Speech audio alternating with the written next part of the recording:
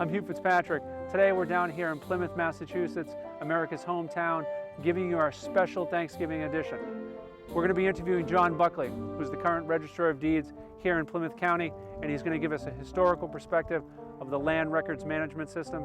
You're also going to hear from our reporter in the field, Michelle Greene, who's going to pay a visit to Plimouth Plantation. But before all that, what we'd like to do is show you a few historical places here in Plymouth, Massachusetts, starting with Plymouth Rock.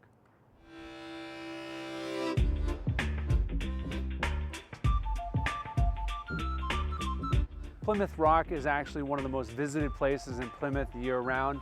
It's the spot where William Bradford and the Pilgrims disembarked back in 1620. 1715 was the actual first mention of the rock in the town's records, which they referred to it as the Great Rock. Over the years, there's been many debate on whether the rock actually has any real significance in the history of our country.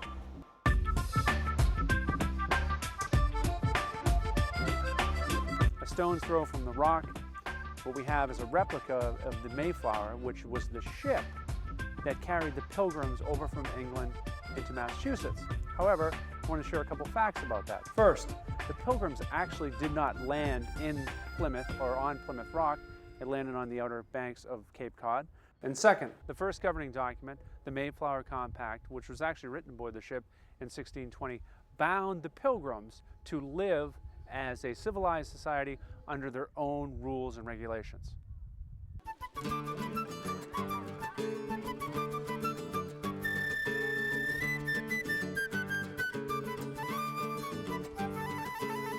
Hi Hugh, Michelle here at Plimouth Plantation, a living museum depicting the lives and interactions between the Wampanoag tribe and the first English settlers, the Pilgrims. Today we'll be taking a tour and seeing the living arrangements of both the Wampanoags and the Pilgrim settlers. How many meals a day do you have? 3 mostly. You will have breakfast, perhaps 2 hours after you've woken, then dinner around midday, and then supper at night.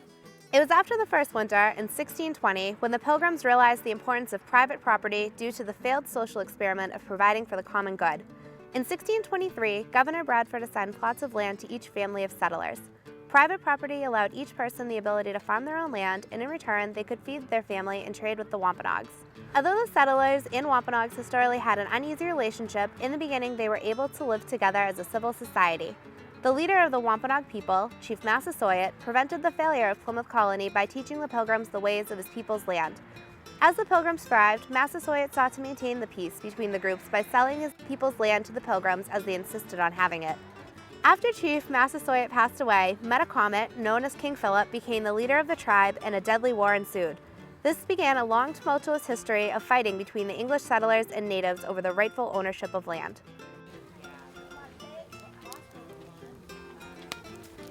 Shoulder of the deer. So I like to cook it so the meat, falls off of it.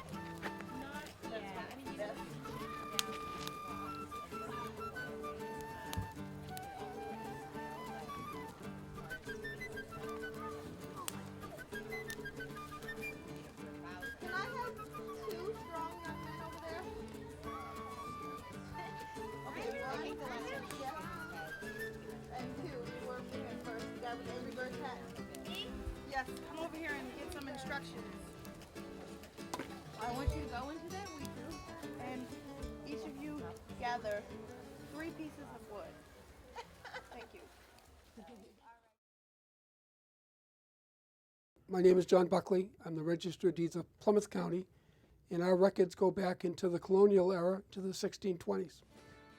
Tell us a little bit about your first deed and how far back do the records go? We maintain copies of the colonial records as well as the county records. The county was formed in 1685. The colonial records go back into the 1620s, and it's probably best to describe land transactions in Plymouth County as going back to the colonists. When the colonists first arrived, all of their land was common community property. But around 1627, there was a decision by the governor and his assistants that the switch over to private property rights would generate more activity and more productive society.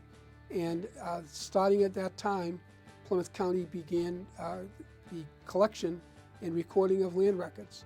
Can you tell us a little bit about the first conveyance of land here in Massachusetts? The first colonial document, it's really more of a plan than a deed, is the layout of land along the road that led up from where the Mayflower had landed, and assigned properties on both sides of the road.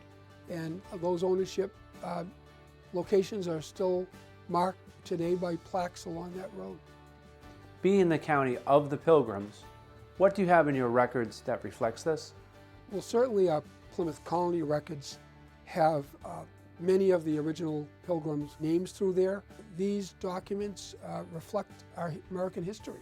It's pretty impressive for us that we get people from all over the world that come here and do research and genealogical research on their records. I think there probably are about 3 million people that are connected to the original ship that came over the Mayflower.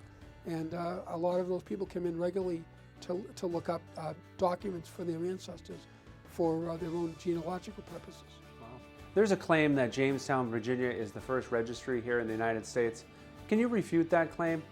We did a lot of research when we were building the building, as we wanted to describe that above our entrance door as America's first registry of deeds. We did a lot of research down through Virginia. We talked to individuals at Jamestown, and no one could prove to us that there was an organized land record system like they had here in the Plymouth Colony. The former director of Pilgrim Hall, Peggy Baker, said, "You know what, John?" She said, "Put up above the building America's first registry of deeds. And if everyone ever wanted to challenge you, it's very easily to change a couple letters and you can call it America's finest registry of deeds." Sure. So 13 years later, we have never been challenged with that claim. Thanks, John. That's all the time we have today in our program. I hope you enjoyed our Thanksgiving special. I'm Hugh Fitzpatrick. Have a great Thanksgiving.